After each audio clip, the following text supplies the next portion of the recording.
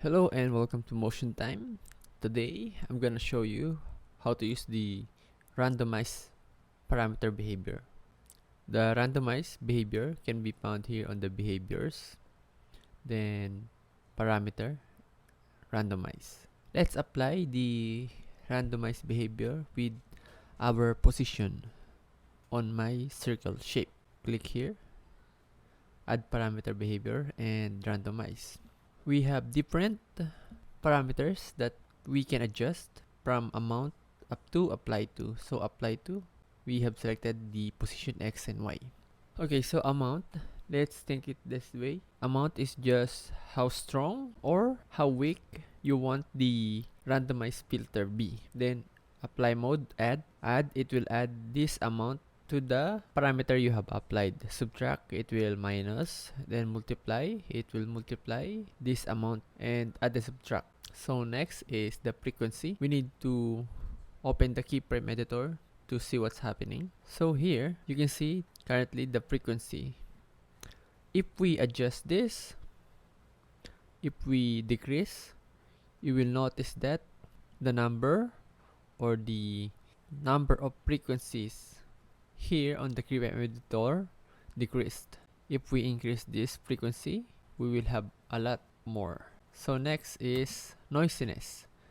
Noisiness is just how erratic or how crazy you want the randomized filter. For example, let's decrease this one. So you can see that decreasing the noisiness also adjusts the spikes within the frequency. If we increase this one, this is the result. Next is the link. So if you check this, both the X and Y in my case will have the same value. For example, 9.5, 9.5 because the link is checked. But if it's unchecked, the value between the X and Y position is different. So random seed, it will generate a random frequency and noisiness here. So start offset and end offset, you already know what does it do. So let's go back to the amount. So currently I have 10. So if we look back at the position, the value here goes up to 11, but not all the time, even though we have selected 10.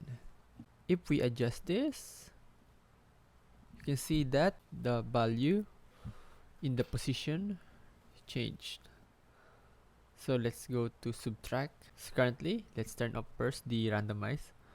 If you look at the X position, X and Y position, you will notice that it's in the dead center, 0, 0. But if we turn on the randomized filter, that 0, 0 will change to negative because we are using the apply mode subtract. So multiply, nothing happens because there's no value within our X and Y position. However, if we adjust this and provided a value on our X and Y position, it will now multiply this value to the one we have earlier. And lastly, add and subtract. So this value amount will add and subtract within our X and Y position. Let's reset again our circle, click the randomize. So you can also select a specific property on our layer. You can just go here, apply to, then property, transform, scale. So you can just select all or X, Y, or Z. It ups to you. So that's how easy to use the randomized filter. Thank you and see you again next time.